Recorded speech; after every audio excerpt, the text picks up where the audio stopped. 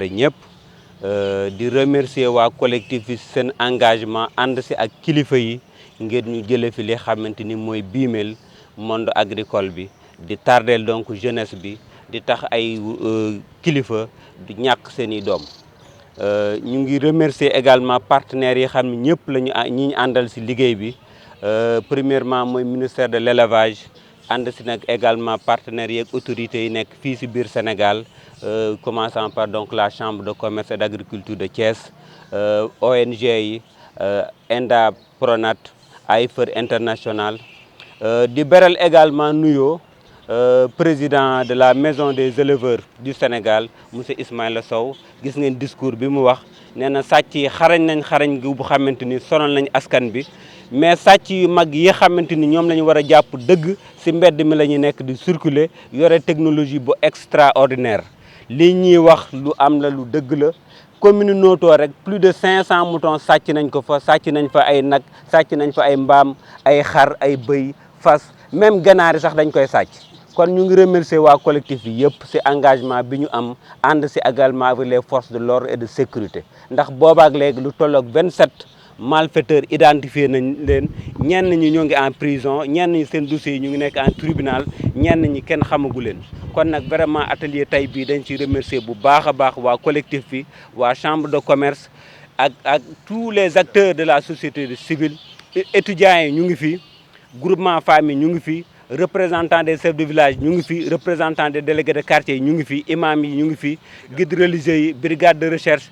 kilifa yëpp ñoo xamante ni sàccum jur gi naqari na leen engagé wu nañ kon vraiment dañuy remercier waat encore la chambre de commerce bi créé cadre bii nii mais tamit le ministre de l'élevage dañuy koy remercier par rapport ak engagement bi mu jël ndax ñëw na Thiès fii nii recevoir nañu également au niveau du ministère nee na fas na yéene ànd ak waa Thiès ñu liggéey ba développer ay stratégie yoo xamante ni sàccum jur dañ koy dakkal si biir région de Thiès yóbbu ko si biir Sénégal yëpp kon vraiment dañuy mënuñu rek lu dul remercier acteurs yoo xam ne engagé wu nañ tey nag incha allah dañu fas yéene liggéey proposer une innovation un plan d'action boo xamante ni ñëpp dañ koy xam bu xamante ni bu réalisable bu réaliste bu xamante ni dañ koy communiquer ba ñëpp xam ko parce que ñun suñu suwee dëgg-dëgg mooy sàcc yi ñoom ñu reconvertir dans des métiers dans des emplois verts Sénégal avancé mais ñun amuñu jot amuñu yéene nekk fi di xeex ay sàcc rek dañoo bëgg ñëpp surtout la jeunesse ñun ñu ànd liggéey Sénégal émerger ñu amal njariñ suñu papa yeeg suñu yaay yeeg suñu doom yi vraiment ñu ngi gërëm ñëpp di sant ñëpp merci. Diobass TV xibaar yu wér te wóor. liggéey bi ab atelier bu am solo la parce que dañu ànd ko ak collectif la lutte contre le vol de bétail dans le département de Thiès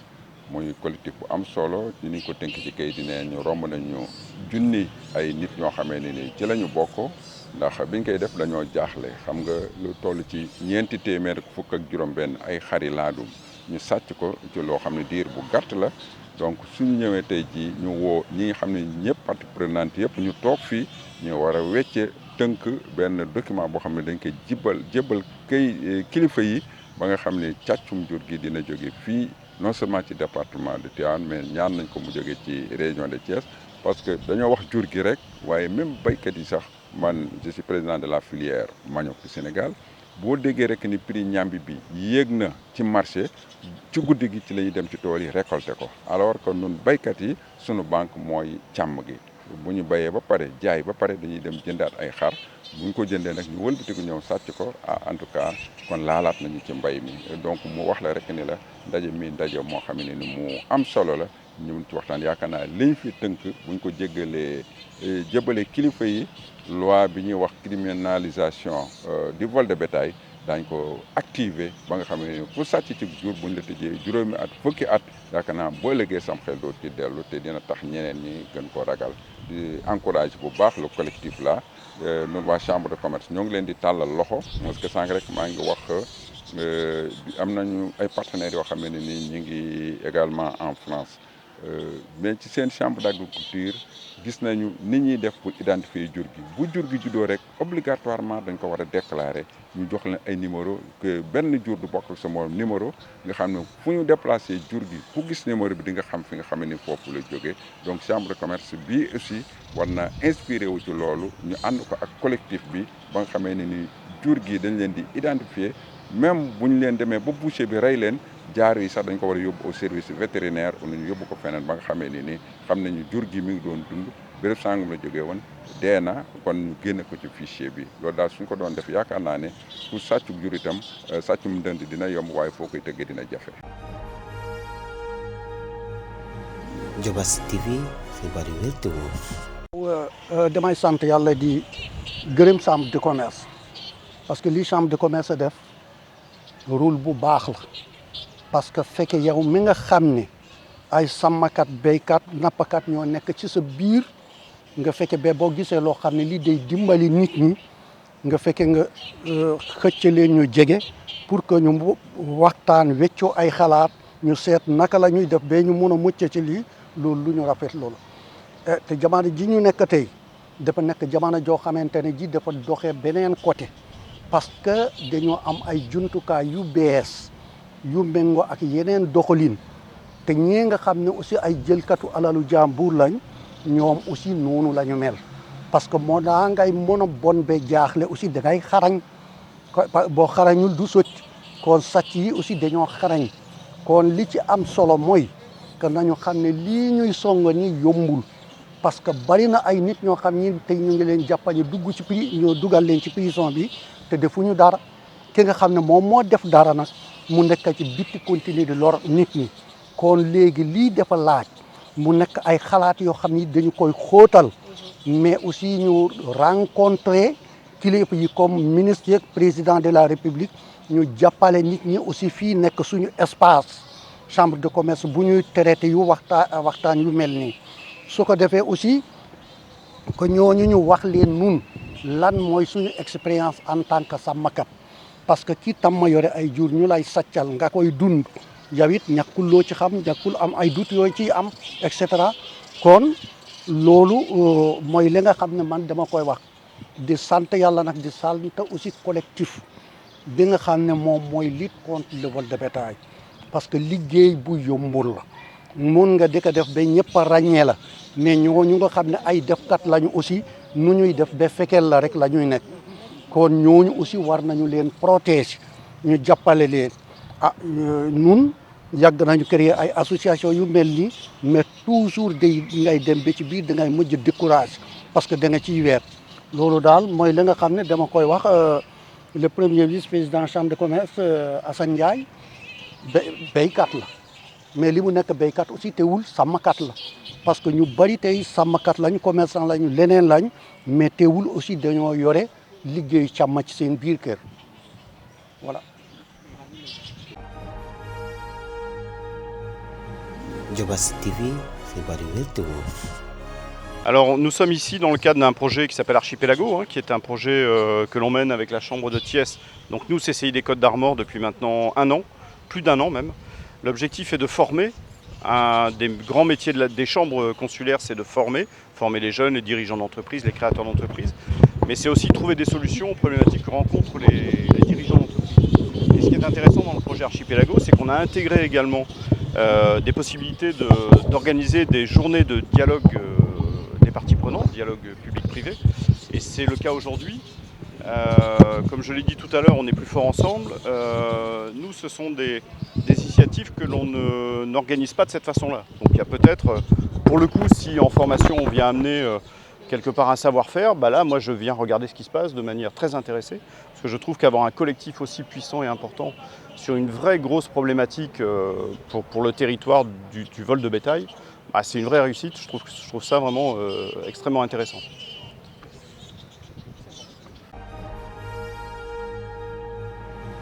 Diobass TV xibaar yu wér te wóor. Permettez-moi d'abord de remercier M. Ndongo Faye, le président de l'association contre la lutte du vol de bétail, donc qui est venu solliciter cet atelier, cet important atelier de dialogue des parties prenantes axé sur le texte. dynamique de lutte contre le vol de bétail. Il nous a rejoint dans le cadre du programme Archipelago que j'ai cité tantôt, dont l'objectif principal c'est de capaciter 400 jeunes en des métiers de tension, à savoir l'agriculture, l'horticulture et la transformation agroalimentaire, et ensuite les insérer dans le milieu de travail. Dans les composants du programme Archipelago, il y a un axe qui concerne, il y a l'axe plutôt qui concerne l'environnement des affaires. Donc l'axe environnement des affaires est axé sur deux actions concernant le parcours de l'entrepreneur, qui consiste à former 80 chefs d'entreprise en 9 modules pour les amener à la labellisation. L'autre axe, c'est l'environnement des affaires, parce que pour que la PME puisse prospérer, pour que la PME puisse être en croissance et en compétitivité, il faut qu'elle soit dans un environnement favorable. Et l'environnement des acteurs du secteur agricole, sous-section élevage, actuellement est en crise. Nous avons deux types de crises. La première crise dont on va tenir le cadre de dialogue des parties prenantes dans 10 jours concerne la crise du secteur de l'agriculture, avec le manque d'intrants, n'est-ce pas, concernant l'alimentation et les ruptures de stock. Mais l'autre sous-section qui nous réunit aujourd'hui, c'est la sous-section élevage volaille, hein, donc bovin, ovin, tout ce qui concerne en tout cas le secteur de l'élevage. Donc qui est en face d'une problématique actuellement très importante, que même nous, simples citoyens qui élevons du bétail chez nous, sommes victimes. Il s'agit en l'occurrence de la recrudescence de vol de bétail, surtout au niveau de la région de Thiès. Quand on parle de bétail, la volaille en fait partie. Vous savez, au niveau de Thiès, Thiès, je pense, est en premier en matière de production de moutons de race Ladoum. Et en première en matière, je pense, après le Nord. Donc Thiès vient en pole position de l'élevage de bovins, ovins et tout. On est à la veille de la préparation de la fête du Tabaski. Et là, c'est un fléau. Même en marge de ça, les populations ne sont plus en sécurité. Parce qu'on se rend compte que les voleurs sont organisés, ils sont véhiculés, ils sont armés,